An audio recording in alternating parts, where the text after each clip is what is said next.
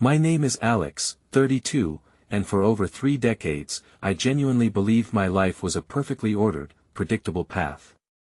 A comfortable delusion, really, until a single, innocent email from my younger sister, Maya, landed in my quiet home office. The subject line was just, "You need to see this," but the link she sent wasn't a funny cat video. It was the trigger. How could one link shatter everything? It revealed a secret adoption, a hidden will, and a devastating truth about my parents. All within 24 hours. My mother, humming a lullaby to herself as she watered her prize-winning orchids, had no idea the foundations of her carefully constructed world were about to crumble. Before I do, take a moment to like and subscribe, but only if this story earns it. Drop your city and your local time in the comments. I like knowing who's out there. Smile, Austin. This is the last time you'll ever look happy. The hangover wasn't from the alcohol. Honestly, I'd only had 2 beers at the company party last night. No, this sick feeling in my gut came from something much worse than cheap beer and stale pretzels. My name is Joel Granger, and I've always been the guy people underestimate. At 38, I work logistics for a mid-sized tech firm in our cozy New England town of Millbrook, the kind of place where everyone knows everyone and everyone's got something to hide. I'm not the flashy type. I wear khakis and button-downs, drive a reliable Honda, and keep my head down. My wife, Lacy, always said I lacked ambition. Turns out she was looking for ambition in all the wrong places. I was nursing my coffee in our kitchen when Miles Henderson, my coworker, and the closest thing I had to a best friend, burst through my back door without knocking. That should have been my first warning. "Joel, man, you need to see this." Miles was breathing hard, his phone clutched in his sweaty palm. "I mean, you really need to see this right now." "See what?" I asked, though something in his voice made my stomach clench. Miles set his phone on the kitchen table. The screen showed a video with over 50,000 views already. The thumbnail sent a chill down my spine. My wife Lacy in the pool at last night's party, her arms wrapped around Austin VE, our company's CEO. "Play it," I said quietly. What I watched next destroyed my marriage in 3 minutes and 47 seconds. Lacy, my wife of 6 years, was in Austin's outdoor pool at his lake house. She wasn't just swimming, she was performing. Her hands were all over him, her mouth on his neck, and the crowd of our coworkers was cheering them on like it was some kind of twisted entertainment. The worst part, she was loving every second of it.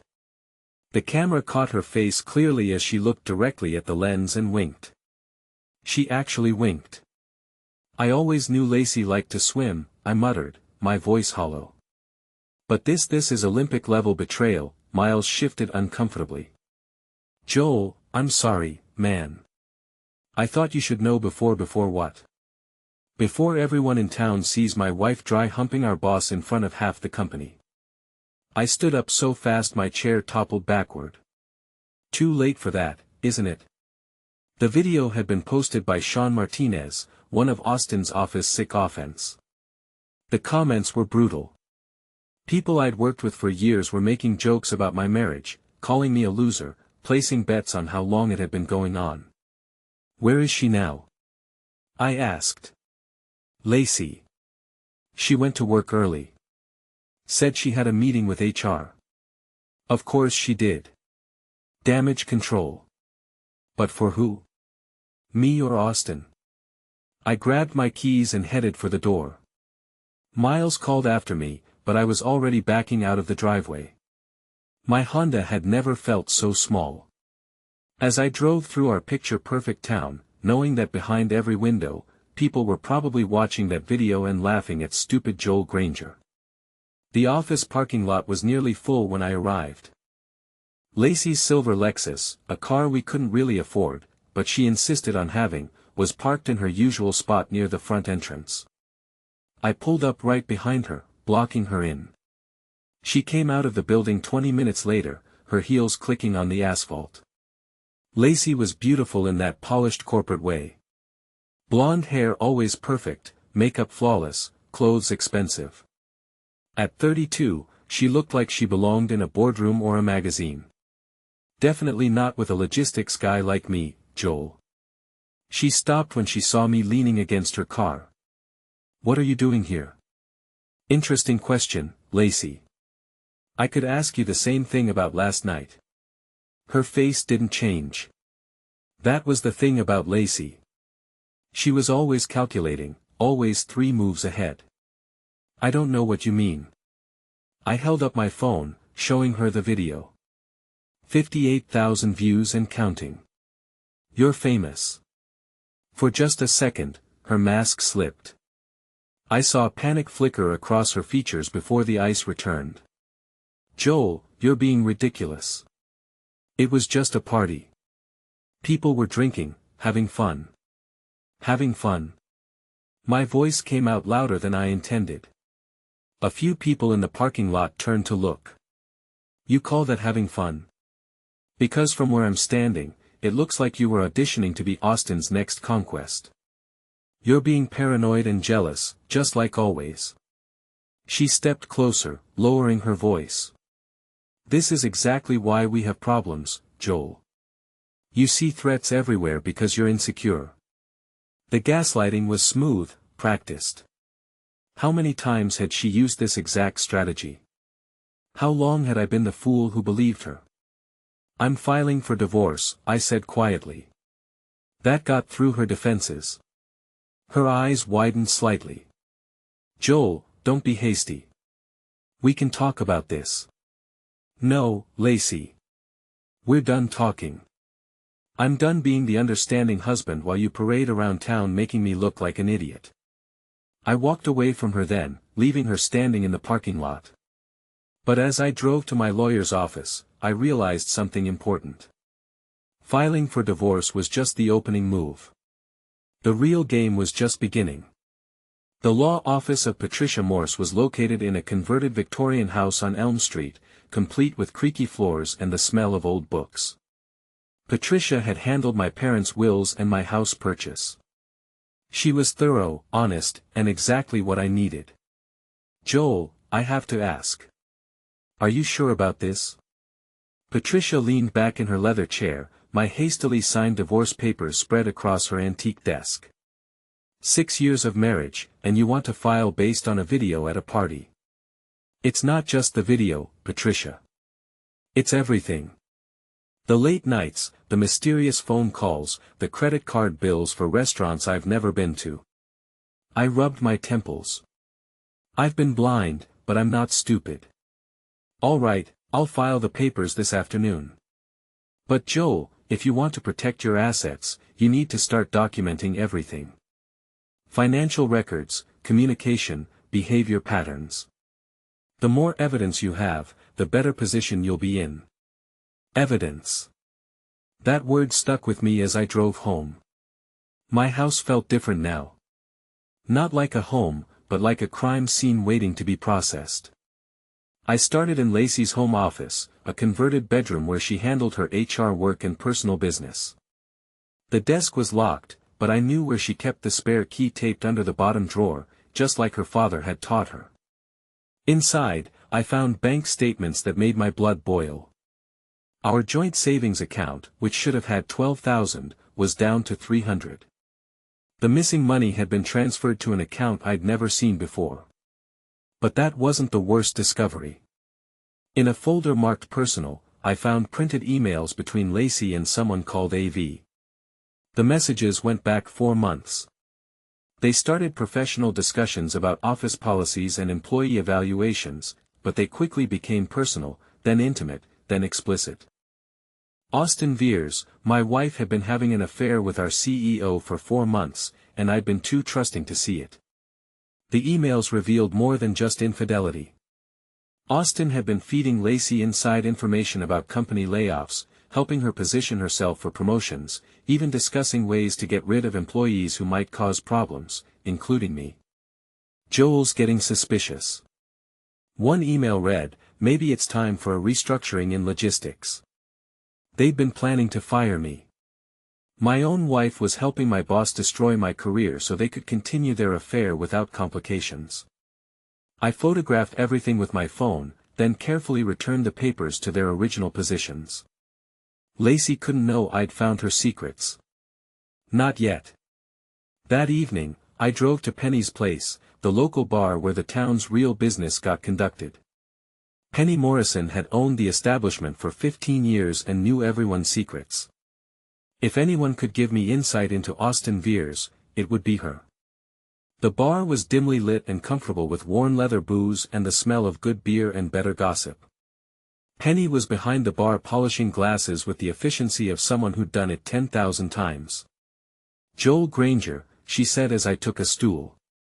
"Heard you had some excitement today. News travels fast. Honey, in a town this size, news travels at the speed of light." "Beer, please," she said, a cold bottle in front of me. "Penny, what do you know about Austin Veers?" Her expression darkened. "That man's been trouble since he moved here 2 years ago. Rich boy from Boston thinks he owns everything he touches, including other men's wives. Especially other men's wives." She leaned closer. "Joel, you're not the first husband to sit at this bar asking about Austin. Tommy Peterson came in here 6 months ago with the same look you've got now. His wife, Jennifer, worked at the company, too. What happened to Tommy? Divorced, broke, and living in a studio apartment across town. Austin's got a system, Joel. He targets married women in vulnerable positions, wines and dines them. Makes them feel special. Then when the husband gets wise, he makes sure they lose everything in the split." The beer turned sour in my mouth. "How?" "Money, influence, connections. Austin's got friends in family court, friends at the bank, friends everywhere that matters. He's untouchable." "Nobody's untouchable, Penny." She studied my face for a long moment. "You're not going to do anything stupid, are you?" "Define stupid." "Anything that ends with you in handcuffs." I finished my beer and left money on the bar. "Don't worry about me, Penny. I'm smarter than I look. That's what I'm afraid of." Driving home, I formulated a plan. Austin Veers thought he was untouchable because he'd never faced someone like me. He was used to dealing with emotional, reactive husbands who made mistakes. But I wasn't emotional anymore. I was calculating. The next morning, I called in sick to work and drove to Austin's lake house. It was a sprawling modern monstrosity on the north shore of Miller Lake. All glass and steel and pretension. The kind of place that screamed, "I have more money than taste." I parked down the road and walked through the woods until I had a clear view of the house. Austin's black BMW was in the driveway along with a silver Lexus I recognized all too well. They were inside together while I sat at work, believing my wife was at the office handling HR business. The betrayal cut deep, but anger was more useful than pain. I had my phone ready when they came out onto the deck. Austin was shirtless, Lacy wearing one of his dress shirts and nothing else. They were laughing, kissing, completely oblivious to the world around them. I recorded 2 minutes of footage before Austin's security system spotted me. A loud alarm began blaring and I saw him reach for his phone. Time to go. I made it back to my car just as a security company vehicle turned into Austin's driveway. My hands were shaking as I drove away. But I had what I needed. Video evidence of their affair, time-stamped and undeniable. But as I reviewed the footage later, I realized something important. Evidence wasn't enough. Austin had survived other scandals, other angry husbands. If I wanted real justice, I needed to think bigger. I needed to destroy him the same way he destroyed other men, publicly, completely, and without mercy. The war was about to begin. The Millbrook Summer Festival was our town's biggest event, drawing thousands of people to the central square for 3 days of food, music, and gossip. This year, it would be remembered for something else entirely. I'd spent 2 weeks preparing for this moment. The festival's main stage had a large LED screen for announcements and sponsor messages. As a volunteer coordinator, a position I'd held for 3 years, I had access to the control booth. But first, I needed to set the stage properly. The festival's opening night featured a community appreciation dinner where local business leaders were honored. Austin would be there, of course, along with Lacy and most of our coworkers. The perfect audience for what I had planned. I arrived early and made my way to the control booth where my friend Danny Walsh was setting up the audiovisual equipment. "Hey Joel," Danny said, not looking up from his laptop. "You're early. Wanted to make sure everything's ready for tonight. Big crowd expected. Should be good. We've got the sponsor videos queued up, plus some community highlights from last year's festival. Mind if I add something?" I put together a little montage about our local business community. Nothing fancy, just some candid moments from recent events. Danny shrugged. "Sure, as long as it's appropriate for families." "Oh, it's definitely educational." I loaded my video file onto Danny's system, scheduling it to play during the dinner's intermission. Then, I took my seat at a table near the back of the tent where I could watch the show.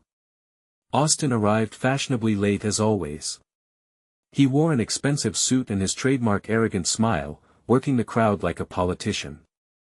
Lacy was at his side, not as his date officially, but close enough that anyone paying attention would notice.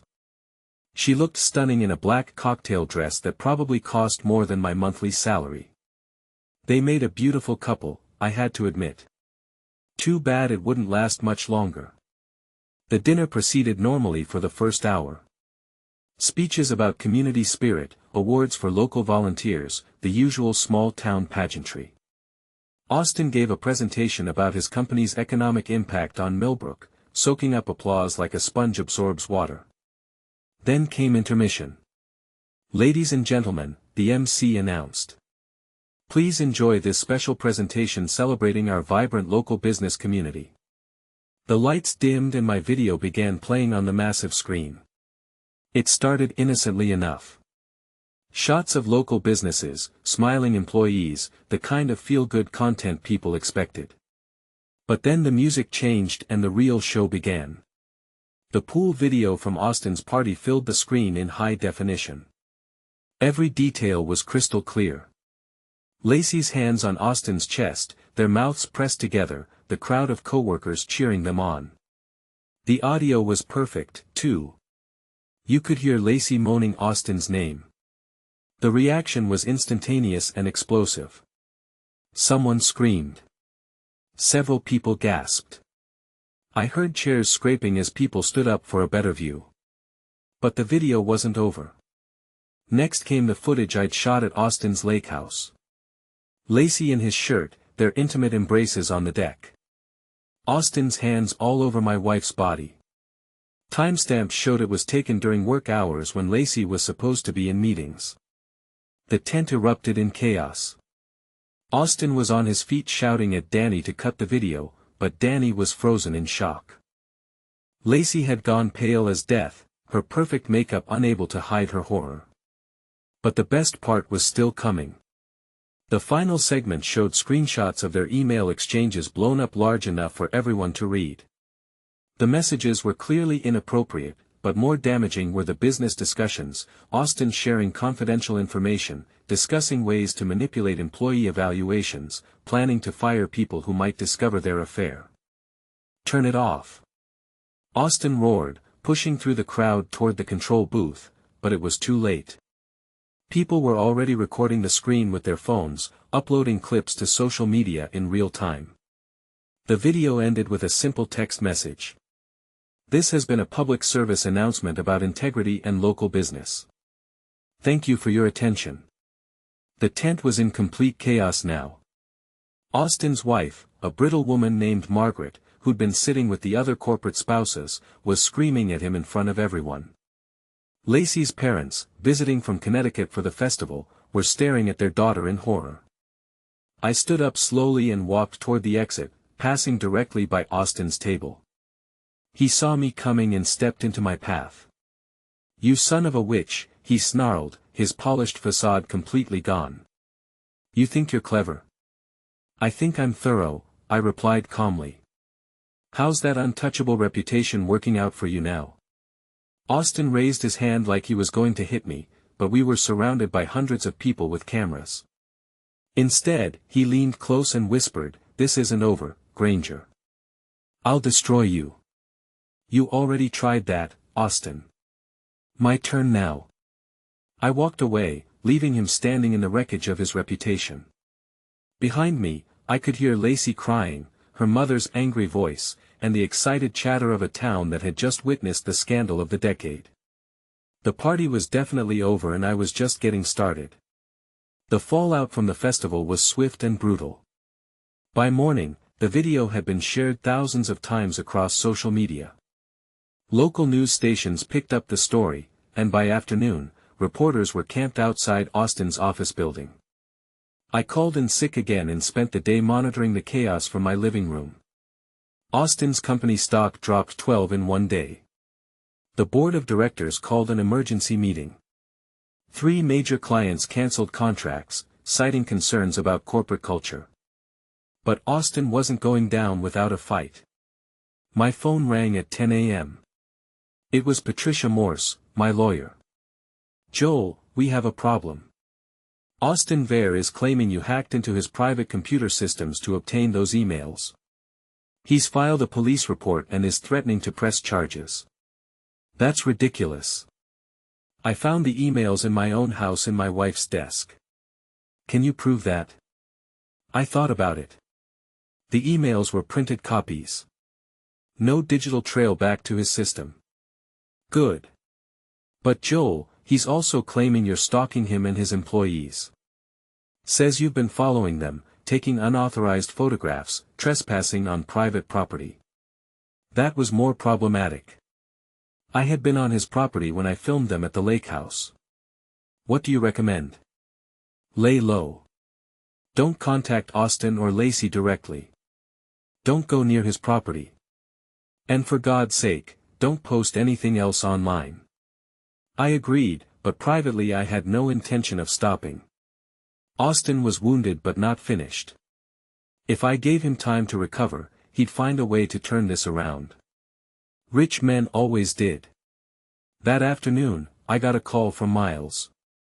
"Joel, man, you need to get down here. Something's happening at the office." I drove to our building and found Miles waiting in the parking lot. His face was grim. "They fired me," he said without preamble. "What? Why?" "Austin called me into his office an hour ago. Said I was being terminated for unauthorized disclosure of confidential company information. Apparently showing you that video was grounds for immediate dismissal." My stomach dropped. "Miles, I'm sorry. I never meant. It's not your fault, man. But it gets worse. Austin's telling everyone that you're unstable, that you've been planning this revenge scheme for months. He's painting you as the villain. And people believe him. Some do. Austin's got influence, Joel. He's already got 3 people claiming they saw you acting suspicious around the office, following female employees, making inappropriate comments." I felt the walls closing in. Austin was using his power and connections to rewrite the narrative, making me the aggressor instead of the victim. "There's something else," Miles continued. "Lacy's been telling people you've been controlling and aggressive at home. Says she was afraid to leave you because you threatened her." The lie hit me like a physical blow. That's insane. I never laid a hand on her. I know that, but Austin's got her coached up. They're building a case that you're dangerous, that everything you did was part of some unhinged revenge fantasy. I realized then how naive I'd been. I thought exposing Austin would be enough, but he was a master manipulator. He'd survived scandals before by shifting blame, controlling narratives, using his wealth and influence to destroy his enemies. But I had advantages he didn't expect. I knew this town, these people, and I was far from finished. That evening, I drove to Penny's place. The bar was packed. Apparently, scandal was good for business. Conversation stopped when I walked in. But Penny waved me over to the bar. Well, she said, pouring me a beer without being asked. If it isn't Millbrook's most famous troublemaker. I take it you saw the news. Honey, everyone saw the news. Question is, what are you going to do about Austin's counterattack? You heard about that, Joel. I've been running this bar for 15 years. I hear everything. She leaned closer. Austin's been in here twice today buying drinks for anyone who listened to his sob story. Says you're a dangerous stalker who violated his privacy. And people believe him. Some do. Money talks, especially to people who need their jobs. She paused. But not everyone's buying it. Austin's made enemies over the years. People who'd love to see him get what's coming to him. Like who? Penny glanced around, then motioned for me to follow her to a quiet booth in the back corner. Tommy Peterson for starters. Remember I told you about him?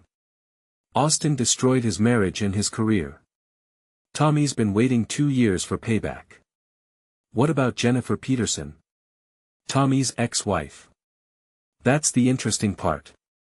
Jennifer came to see me last week before your little festival show.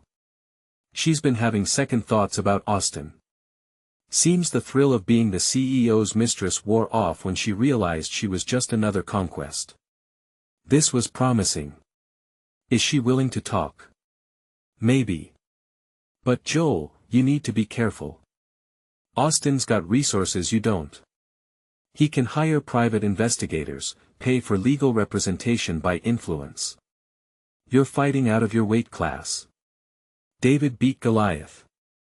David had God on his side. What have you got? I smiled grimly. I've got something Austin doesn't understand. I've got nothing left to lose. The next morning brought another surprise. I was drinking coffee in my kitchen when someone knocked on my front door. Through the window, I saw a woman I didn't recognize. Mid-30s, brown hair, nervous expression. I opened the door cautiously. Can I help you? Are you Joel Granger, the man who exposed Austin Veer? Depends who's asking. My name is Sarah Chen. I worked for Austin's company. I was fired yesterday. I invited her in and she told me a story that made my blood boil. Sarah had been Austin's personal assistant for 18 months. During that time, she'd witnessed his pattern of targeting married female employees, manipulating them into affairs, then discarding them when he grew bored. He keeps files, she said, her voice shaking with anger. Digital files on every woman he's been with, photos, videos, personal information. He uses them as insurance to make sure no one talks. Insurance against what? Harassment lawsuits mostly. If someone threatens to expose him, he threatens to release their private information, destroy their reputations, their marriages. Why are you telling me this? Sarah's expression hardened. Because I'm one of those files. And yesterday when Austin fired me for disloyalty, he made it very clear what would happen if I ever talked about what I knew. But you're talking to me because you already did what I never had the courage to do. You fought back. She reached into her purse and pulled out a flash drive. This contains copies of Austin's insurance files. Everything he's collected on dozens of women over the past 5 years. I stared at the drive. Sarah, this could destroy him completely. That's the idea. But Joel, you need to be smart about how you use it. Austin's dangerous when he's cornered. He'll do anything to protect himself. After Sarah left, I sat in my kitchen staring at the flash drive. This was it. The tool that could end Austin Veers once and for all. But Sarah was right about being careful. One wrong move, and Austin would find a way to turn this against me, too. I needed a plan that was foolproof, devastating, and completely legal. It was time to finish what I'd started. The contents of Sarah's flash drive were even more damaging than I'd hoped. Austin had been collecting blackmail material on women for years. Not just employees, but clients, competitors, wives, even local politicians' spouses. The files were meticulously organized with photos, videos, personal details, and what he called leverage points on each woman. But the most shocking discovery was a folder labeled Future Projects. It contained detailed plans for targeting specific women, including their schedules, vulnerabilities, and Austin's strategies for seducing them. My wife Lacy was file number 47. According to Austin's notes, he'd been planning to pursue Lacy for 6 months before making his first move. He'd researched our marriage, our finances, even my work schedule. The affair wasn't spontaneous passion. It was a calculated campaign of manipulation. I spent 3 days studying the files, looking for the perfect way to use them. Austin had made one crucial mistake. He'd stored everything on a personal cloud account that he accessed from his work computer. According to Sarah, he'd been sloppy about security, often leaving himself logged in when he left his office. But I needed more than just evidence. I needed a delivery method that would cause maximum damage while keeping me legally protected. The answer came from an unexpected source. Detective Lisa Roy. Lisa and I had been friends since high school. She'd become a cop. I'd gone into logistics, but we'd stayed in touch over the years. She was smart, honest, and completely incorruptible. Everything Austin wasn't. I called her on Thursday evening. "Joel Granger," she said when she answered. "I was wondering when I'd hear from you. Half the town's talking about your festival performance. I need to ask you something, Lisa. Hypothetically." Oh boy. Hypothetical questions from you are never good news. If someone had evidence of multiple crimes, blackmail, extortion, harassment, what would be the proper way to report it? "Joel, what have you gotten yourself into?" "I can't tell you specifics yet, but hypothetically, Lisa, hypothetically, if someone had credible evidence of serious crimes, they should report it to the appropriate authorities immediately. The FBI handles interstate crimes. The state police handle major felonies. Local police handle everything else. And if the evidence was obtained legally, but through unconventional means, as long as it wasn't obtained through illegal surveillance or hacking, it would probably be admissible. But Joel, if you're sitting on evidence of crimes, you have a legal obligation to report it." "I understand. Thanks, Lisa." "Joel, be careful.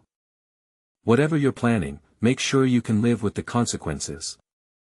I hung up and made my decision. Austin had used his power to destroy innocent people for years. It was time someone used that power against him. But first, I had one more stop to make. Jennifer Peterson lived in a small apartment complex on the east side of town. According to Penny, she'd been having second thoughts about Austin, and I needed to know if she'd be willing to testify against him. She answered her door wearing sweatpants and a haunted expression. The confident woman who'd once been Austin's prize conquest looked broken. "You're Joel Granger," she said. It wasn't a question. "I am. Can we talk?" She let me in, and I quickly explained what I'd discovered. Jennifer listened without interruption, her face growing paler with each revelation. "He has files on all of us," she asked when I finished. "Dozens of women, photos, videos, personal information. He's been blackmailing people for years." Jennifer started crying then. Not pretty tears, but ugly gut-wrenching sobs. "He told me I was special, that he'd never felt this way about anyone before." "Jennifer, I need to know. Are you willing to testify against him? If this goes to trial, your testimony could be crucial." She wiped her eyes and looked at me with something like determination. "What do you need me to do?" "Just tell the truth about how he manipulated you, what he promised, how he used his position to coerce you into the affair." "And my ex-husband, Tommy, what about him?" "Austin destroyed our marriage, got Tommy fired, made sure he couldn't find work anywhere in town. If I testify, will it help Tommy get justice, too?" "I think it will help everyone get justice." Jennifer nodded slowly. "Then, yes, I'll testify. It's time someone stopped Austin Veers." That night, I made copies of everything on Sarah's flash drive.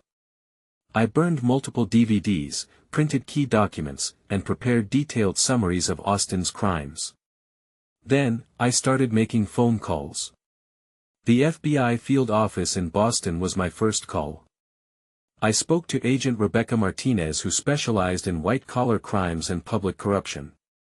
"Mr. Granger, these are serious allegations. You're claiming this man has been running a systematic blackmail operation." "That's correct. I have documented evidence of at least 30 victims over 5 years. Some of the women were minors when he first targeted them. That got her attention. Can you bring this evidence to our office tomorrow?" "I'll be there at 9 a.m. My second call was to the State Attorney General's office. They were interested in the public corruption angle. Austin had been using his blackmail files to influence local politicians and business leaders. My third call was to Channel 7 News in Springfield. Investigative reporter Maria Santos had won awards for exposing corporate corruption. She agreed to meet with me after I'd spoken to law enforcement. By midnight, I had meetings scheduled with federal agents, state prosecutors, and investigative journalists. Austin's empire was about to collapse. But I had one final move to make. The next morning, before driving to Boston, I logged into every social media account I had and posted a simple message. "The truth about Austin VE will be revealed today. Justice is coming for everyone he's hurt. Stay tuned." Then I drove to Boston and handed over enough evidence to destroy Austin Veers completely. The FBI moved fast.